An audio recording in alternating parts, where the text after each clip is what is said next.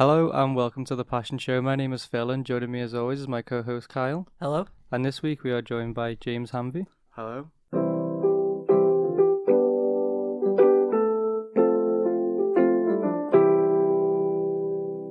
So in today's episode, we're talking about James Hanvey's music production. Why don't you start by telling us how you sort of started getting into music production and sort of we'll follow that journey and get to where we are now. Yeah, well, I started around, I guess around 8 years ago. It was back in sort of 2012. I don't know if you guys remember when dubstep was like a big thing. You had like Skrillex and everyone was going to watch that. So then obviously I thought I picked up a computer and just started making rap music on it. I've been through sort of all sorts of different genres. It went from like dubstep to like house music to back to like sort of dubstep and things like that. And So were you making this type of music as well as listening to it? Yeah. Well, because I listen to all sorts of different kinds of music. Once you start learning the software and learning how to make music, you sort of want to start creating all these different kinds of music. It's a lot of fun, really. And the sort of tools that I use on a computer, it sort of allows you to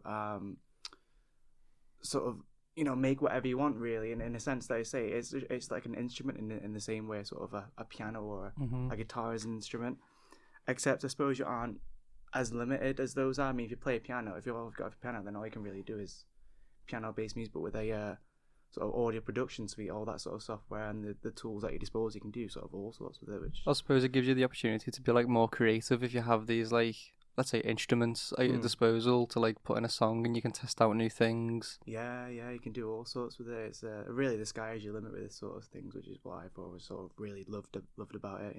Mm-hmm. You're less limited as well because like you've got like a more diverse range of like instruments that you can put into. Yeah, I mean, what the softwares that I use personally Ableton. They're all sort of categorized. There's all sort of different kinds of ones. You have like Logic, Pro Tools, all these different sort of software. And they all come under the category of digital audio workstations. It's basically just existing instruments that have been used for years and years, existing sort of tools and things like that, just kind of all digitized and made sort of accessible through this one complete suite. So you mentioned about like dubstep before and stuff like that, but what were your sort of like main musical inspirations when making your own music? I think it depends really what sort of mood I'm in. I think growing up I used to listen to a lot of Radiohead, a lot of Gorillaz. I was going to say, because we listened to a bit of stuff before we started recording and I was hearing like a bit of the Gorillaz in there and stuff like that. Yeah, Gorillaz a big influence for me. I think Gorillaz are a really sort of a great band because a lot of kids were into them at the time, but they were sort of playing a lot of like really obscure genres. I mean, not obscure, but I mean not the stuff that kids typically listen to, like trip hop and dub, sort of reggae influences, some garage influences as well. So it's really sort of broad spectrum of music that they were creating at the time. Yeah, I really like the Gorillaz. Demon Days is one of my favorite albums. Yeah. There's like, because like you said, there's a wide range of stuff on there because you've got like hip hop and you've got like guitar music and electronic music and stuff that. Damon Albarn, the great, he's really good, really talented musician. Yeah. What have you done recently?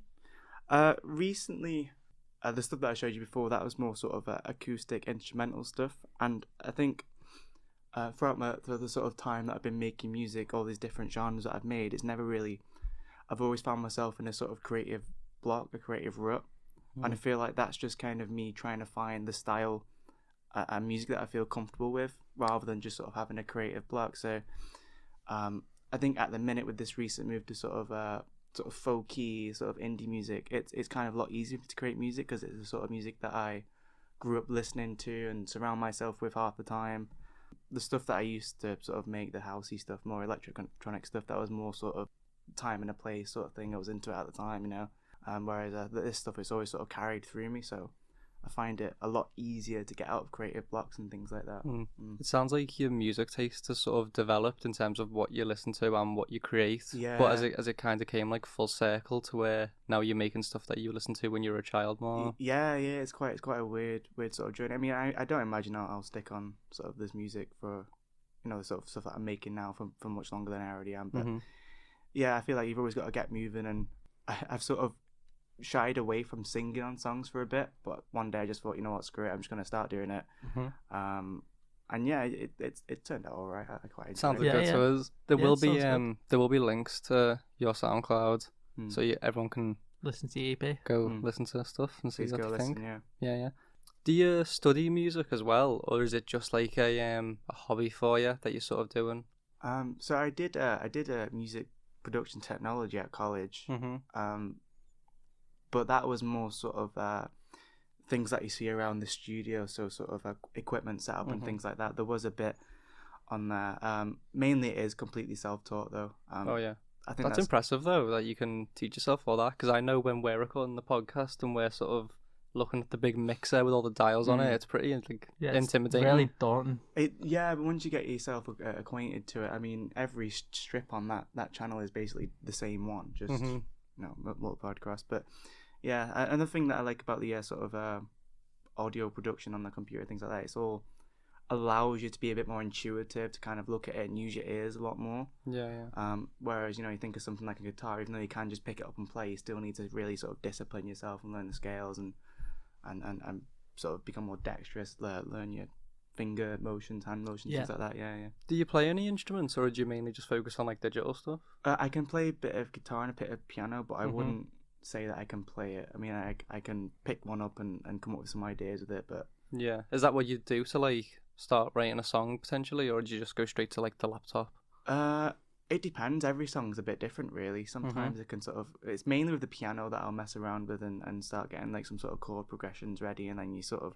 Really, when you sort of build a song, you start out with one element of it. It could be like a drum loop, it could be like a sort of vocal, and then you sort of have that one element and kind of vibe off it and build up upon it layer by layer. Your creative process seems quite sort of free in a way, that you sort of experiment a lot, and that like you move from genre to genre, and I find that like quite interesting, that you don't feel like constrained to any particular music. I do feel quite constrained. I have like 3 different pseudonyms to go under. Oh wow. It would be nice to sort of work towards building them all together though, because I think it's quite nice to have all this experience and all these different sort of music production techniques and things. I think it's something like new and interesting as well to sort of mix genres. Yeah. Because like I love like electronic music with like guitar music mixed in, you know, like sort of like Daft Punk or even the Gorillaz. Like I really love that. Yeah. And I like hearing new things and new mixes of genres. Yeah. What are those 3 pseudonyms that you go by? There's Archaic, which is like sort of weird electronic music. I've done a sort of lot of there was a lot of house music at the start of that. When I first started making house music, I actually did quite well with it. There was a song that I managed to get play on Chorley FM, which was like a sort of local Manchester radio, I think. Nice. Peter Kay did some promotion for it, and then from that, Wow.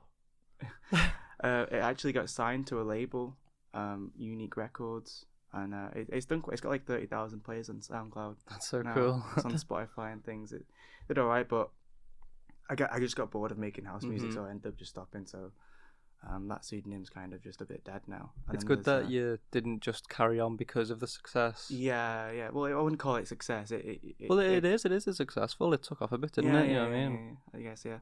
But yeah, I was sort of finding myself, again, I mentioned before about the sort of creative block. I was just kind of find myself, having difficulty writing songs, come up with ideas. And again, I think that just harkens back to the sort of taste in music that I actually have and had growing up and things like that. So do you sort of see this as like your career? Are you trying to build this towards what you do for a living? I think when I first started making music, definitely, because back then it was sort of really exciting to first sort of share your music. But I think after a while, you just kind of get used to sort of uploading music and making music and get into the habit of using it more as a sort of form of sort of therapeutic creative expression, rather than just sort of something that you want to make a career out of. I think also the fact that the music industry is just really nearly impossible to get into. Ideally, yeah, but I mean, I'm not really setting my hopes on it. It's just something that I just like to do and in my spare time. Yeah, it's interesting that you're doing it for you. You know what I mean? Because most people would want to. I think we talked about this on Naomi's one as well. Yeah, that some people just try and get into the music industry just for the lucrative benefits. Yeah, but it can be quite good for like the self rather than the masses. Oh yeah, I totally think it is. Yeah. I mean, you say if you've got something on your chest, sometimes writing a bit of music down is great. Yeah.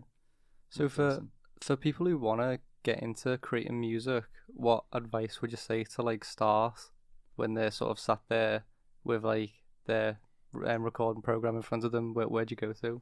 I would probably say don't be scared to just kind of put anything together and just try to complete a song. Don't be scared to, just if it sounds like crap to you, just fine. You don't have to share it. You don't have to do anything with it. There's always loads of tutorials online that can help you out. Don't be scared to just sort of say you really like this particular song by an artist. Don't be scared to sort of have that song on the side and try to recreate it, because that will help you break down the elements that goes into a song, and sometimes that can spark ideas for your own sort of stuff as well. How long did it take you to become like properly proficient with these sort of softwares and that? I'd say probably about 6-7 years, maybe. Wow. Quite a while, really. But I mean, for about 2 of those, I think maybe a bit more than 2 of those years, I wasn't really doing it that much. But yeah, it takes a while. It really depends how much time you actually put into it. It sounds like something like you're really committed to, for sure. Yeah. Well, I enjoy it. Like it's a lot of fun. Yeah. Don't do it as much as I used to when I first started, but I think that's just because I do other things now. It's not as exciting to make music as it was. Not to say that I still don't enjoy it. Yeah. Do you find it relaxing? Yeah. If I'm sort of in the zone, which happens quite rarely, I can be sat behind the computer for like, I mean, this album that I showed you guys before, that was basically just about 2 weeks of me just spending about 8-12 hours on my laptop just making music straight. Sounds like a chore, but it was a lot of fun. I had a good time. Oh, that's sick. So what are you planning on making next? What genre are you going to next? Well, I think I'm still going to sort of work on this and try to develop it. And I had this idea of whenever I listen back to my old music, I always kind of envision the time and the place that I was in. So if I listen back to the stuff I made in college, I can sort of remember what was going on in my life back then, what I was doing, things like that. So I'm thinking maybe I can sort of, now that I'm singing on songs, I can kind of sort of literally sing about these things. I've been listening to this artist called Mount Erie, who makes this really really inspiring music where he sort of, his lyrics are very direct and he doesn't really sugarcoat anything. It's all sort of free flowing. It's as if he sort of had these ideas and situations in his head and just kind of sung and sort of spewed them out and sort of did the instrumentals below it. I quite like to do something like that, where I sort of go through what's going on in my life, what's happening right now. I think that'd be quite a nice project. It sounds really interesting. Like, are you interested in sort of like creating something inherently new, or are you gonna, like as you said, like take inspiration from this guy, or do you know what I mean? Yeah, no, I think finding your own style in a genre of music is probably the most important thing someone can have, because otherwise you just, I mean, I don't really want to use the word copying, but otherwise you're not really sort of getting yourself out there properly. You should, I think your style of music should be something that's an amalgamation of all your music tastes, all your sort of experiences and feelings. It should your all be whole able to identity. Exactly, yeah. It should be a reflection of yourself. It should be, and it's always a hard thing to find. I mean, it's not something that can just come out straight away. I mean, some people do just get it straight away, maybe. Yeah. But others, it's quite hard to sort of, I mean, I still feel like I'm trying to sort of find my own style in it all. What is it? Is finding that style a process that you enjoy, sort of getting closer and closer every time you make a new piece of music? Yeah, I think that's what keeps me going with it, really. It's always a bit interesting, because every song I listen to is sort of, minutely a bit more unique than the last one, and it's nice to build on the elements that I liked in the past one and kind of, exacerbate them in the next project. So, if the listeners wanted to support you, what would be the best way for them to do so? Just listen to it. I mean, listen to it, share it, give me some feedback. I love constructive feedback. I love people being honest and direct, because sometimes it's hard to really hear it in your own music. Because obviously, by the time I've released it, I've made this. I'm going to have listened to it 1,000,000 times over, so it's hard to really sort of see the little things that someone like a third party might hear in the tune. So it's always really helpful for that. Yeah. You can get sort of tunnel vision a bit, because I know like when I've been editing films that I've made in university, you're locked into this one screen for hours on end, and you sort of maybe ignore some of the things that you maybe shouldn't have. because Yeah, you're yeah. so focused on just getting it finished and it being a finished product. The opposite, and like you become overly critical as well. I think you do need that third party to come in who hasn't got that tunnel vision, who can Mm. see it for what it is, and help you make it better, basically. Yeah, I think that's really useful. I mean, you need it really. You need it. It can't really just be all on your back. I mean, obviously, it should be important that you have the most input to it, but third party stuff always very, very important. Do you collaborate musically, or is it a thing you just do by yourself, pretty much? I've never actually done that, collaborated properly. No, never have. Is this something that you're interested in, or? I would do, yeah. I would do, but I suppose it's always just sort of been a sort of therapeutic thing for me to do by myself. But collaborating with someone, that'd be a lot of fun, yeah. So I think we'll wrap it up there. Thanks to Kyle as always for being my co-host. Cheers, bro. Thanks to James for coming on and telling us about music production. Yeah, no, thanks. Thanks to you guys. It's not every day you really get to sit down and talk about something that you absolutely are passionate about for 10 minutes straight. So it's a lot of fun. That's the idea. You know what I mean? Yeah. If you yourself wanna talk about something you're passionate about, Hits us up in the DMs. yeah. You can Slide message right us. in If you can message us, and we'll be happy to get you on the podcast, or we can just talk about a topic that you're interested in. But other than that, we'll see you next time. Have a good day. Goodbye. See ya. Bye.